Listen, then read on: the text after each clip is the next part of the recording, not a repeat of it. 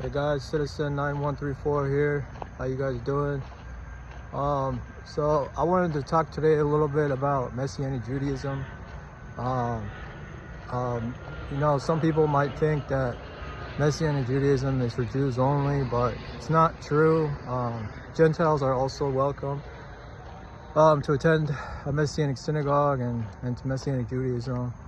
If you guys remember, there was a mixed multitude that came out of Egypt,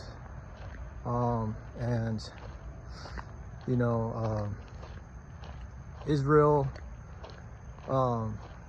had strangers among them. So that means, there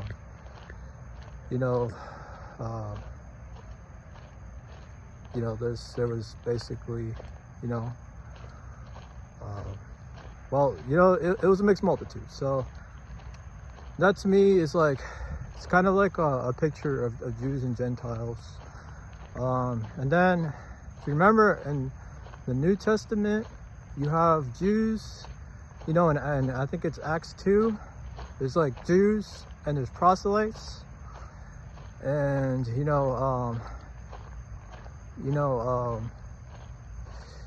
Gentiles started to come into the faith, around, I think it was Acts 10 or Acts 11.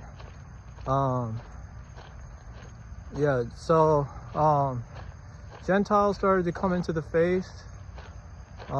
There's probably Gentiles, some here and there before then, but you can see, Peter was shown a vision, and then, he basically understood that, the Gentiles are, welcome. Gentiles are welcome. And Gentiles are welcome,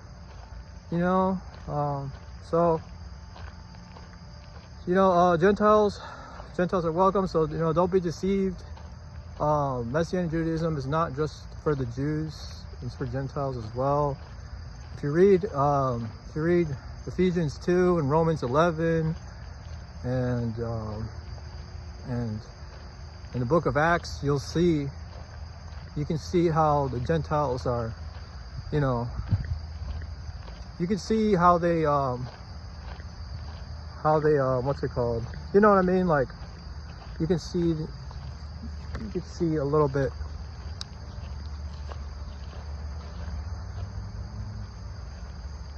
You can see how the Gentiles and the Jews, how they kind of. Well, you'll see what I'm talking about. Do not be deceived. The law is for the Jews and the Gentiles. It's not for the Jews only. You know what I mean? Make sure, like, when you read or whatever, read in context. You know what I mean? Like, so context is very, very important when talking about things like the law, especially about the law and circumcision and things like that. Context is very important. I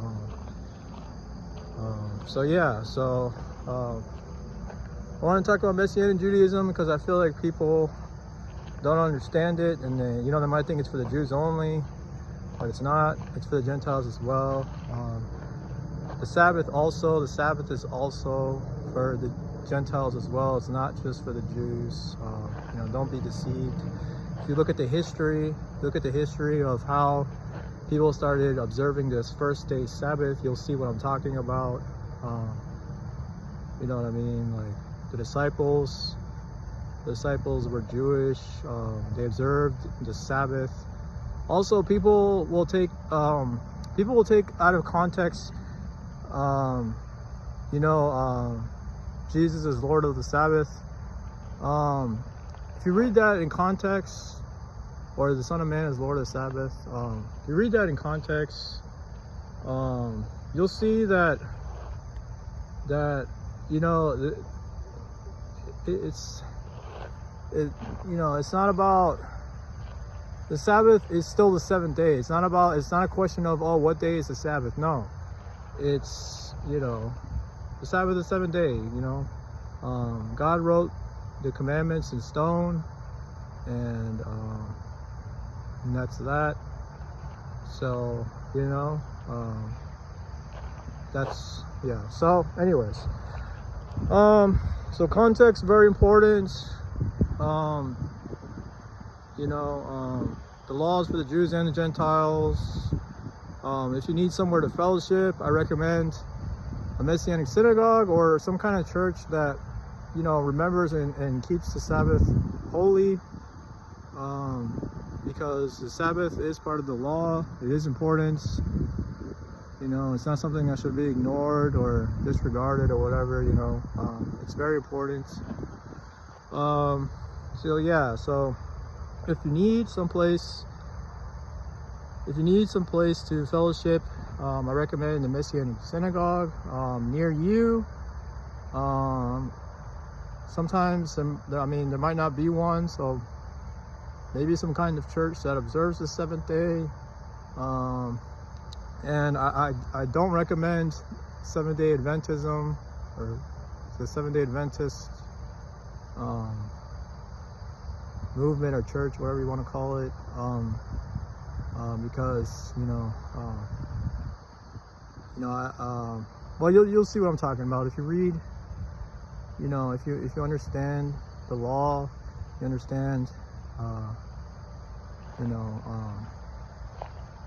you understand Matthew 5:17 and things like that, you'll see what I'm talking about. So yeah, trying to think if there's anything else I wanted to talk about.